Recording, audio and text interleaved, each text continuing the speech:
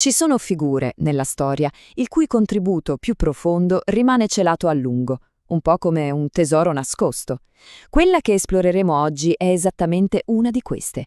È la storia di una mente eccezionale che, dall'ombra, ha saputo proteggere e illuminare uno dei più grandi lasciti pedagogici del XX secolo, e non solo, lo ha arricchito di una dimensione spirituale assolutamente unica. Questa, insomma, è la vicenda di Adele, un viaggio dall'oscurità alla luce. Unica nel suo genere, talvolta quasi sconcertante nella sua originalità. Beh, non sono parole che si usano tutti i giorni. Furono scritte proprio per descrivere Adele e credo colgano perfettamente l'essenza di una personalità che sfuggiva a ogni facile classificazione. La sua non era un'originalità ostentata, tutt'altro. Era qualcosa di profondo, radicato in una visione del mondo e soprattutto dell'infanzia che ancora oggi ci interroga. Per comprendere la sua opera, dobbiamo fare un passo indietro, dobbiamo entrare nel suo contesto. Adeline fu una delle primissime e senza dubbio più brillanti allieve di Maria Montessori, una collaboratrice fidata in un'epoca di enorme fermento, di grande innovazione. Eppure, la sua fu una scelta precisa, quella di porsi un passo indietro. Ecco, questo è un punto cruciale. La sua non fu una posizione subita, ma una vera e propria vocazione. Scelse una vita di umiltà, un'umiltà che ai suoi contemporanei poteva sembrare quasi imbarazzante. Lei preferiva che a parlare fossero i bambini che seguiva, convinta che il vero miracolo della creazione si manifestasse attraverso di loro, non attraverso la sua fama personale. E così il silenzio divenne il suo strumento, la sua forma di ascolto del profondo. E questa immagine, secondo me, illustra magnificamente quel contrasto. Da una parte la fama di Maria Montessori che si diffondeva nel mondo, come si vede in quella lettera così chiara, definita. Dall'altra l'ombra operosa di Adele, che rimaneva in Italia. Un'ombra che però si rivelerà assolutamente cruciale durante gli anni difficilissimi del fascismo e della guerra, quando i Montessori furono costretti a lasciare il paese e il loro metodo rischiava di essere dimenticato, pensate, proprio nella sua terra d'origine.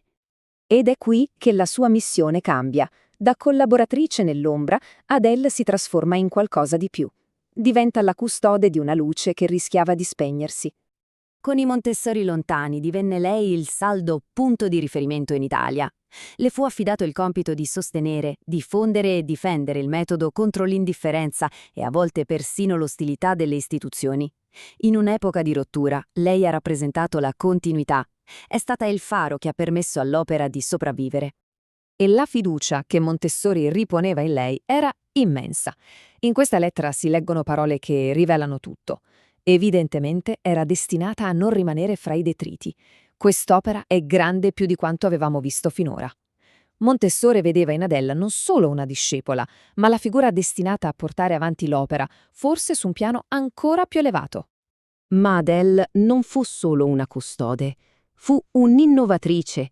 La sua profonda riflessione sul metodo la portò a creare istituzioni che non solo sono sopravvissute al tempo, ma che ancora oggi sono dei veri pilastri nel mondo dell'educazione. Quest'albero illustra benissimo la sua eredità. Dalla radice di una filosofia spirituale vediamo sbocciare rami robusti, le sue creazioni. Opere nate come naturale prosecuzione degli studi con la sua maestra, certo, ma da lei spinte verso territori ancora inesplorati. Vediamole un attimo più da vicino. La scuola assistente all'infanzia, pionieristica per l'epoca, che si concentrava sulla fascia di età da 0 a 3 anni. Poi il centro nascita Montessori, che estendeva questa visione alla ricerca sul neonato e al supporto per i genitori. E infine la scuola di religione, che approfondiva l'applicazione del metodo a una dimensione che per Adele era assolutamente fondamentale, quella spirituale. E arriviamo così al cuore del suo contributo, al nucleo più originale e profondo del suo pensiero. È qui che Adele trascende il ruolo di custode per diventare, a sua volta, una maestra. Ma quale fu dunque il suo contributo più profondo?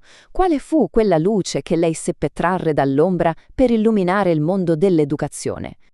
La risposta è in questa frase, tanto semplice quanto rivoluzionaria.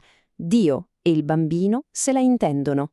Per Adele l'esperienza religiosa non è qualcosa che si insegna dall'esterno, un insieme di dogmi da imporre, no. È un'esigenza naturale, un'energia spirituale innata nel bambino, fin dal primo istante di vita. Partendo dall'idea di Montessori del bambino come un cumulo misterioso di energie spirituali, Adele arriva a una visione radicale. La nascita non è solo un evento biologico, ma un evento spirituale di portata cosmica. La vera essenza da accudire non è solo il corpo, ma l'anima, quell'inconscio che ancora non si manifesta, ma che costituisce lo scopo del nostro pellegrinaggio sulla Terra. Il fondamento filosofico di questa visione è quasi mistico. In una visione che pare condividesse con Montessori, si parla di un esercito di anime, volontari del bene che scelgono di scendere sulla Terra per aiutare l'umanità. Il prezzo da pagare è l'oblio della propria origine divina. E sono queste anime che da lassù scelgono la propria madre, il primo ambiente di carne e amore, per iniziare la loro incarnazione. La nascita diventa così una scelta sacra. Si comprende allora come il suo lascito non sia meramente pedagogico, ma cosmico. Adele ha tracciato un ponte tra l'educazione e la spiritualità, offrendo una visione dell'infanzia di una profondità, direi, vertiginosa. La differenza con l'approccio tradizionale è abissale. Se l'educazione comune spesso impone, quella di Adele propone. Non si tratta di riempire un vaso vuoto, ma di fornire un aiuto alla vita, un supporto affinché il potenziale spirituale, già presente nel bambino, possa dispiegarsi liberamente e in armonia con la sua personalità. In questo modo ha riconciliato fede e metodo. Virtù come l'umiltà e il silenzio cessano di essere semplici tecniche pedagogiche, diventano strumenti spirituali per l'educatore. L'umiltà permette di mettersi al servizio del bambino riconoscendo l'azione divina che si manifesta in lui. Il silenzio diventa raccoglimento, la via per accedere alla calma psichica e all'interiorità.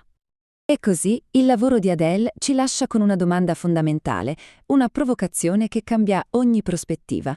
Se il bambino è un essere spirituale sin dalla nascita, che sceglie di venire al mondo, come cambia il nostro ruolo di adulti? Come cambia il modo in cui accogliamo una nuova vita? La sua eredità non offre risposte facili, ma indica una via, quella di un amore cosciente e di un profondo rispetto per il mistero che ogni bambino porta con sé.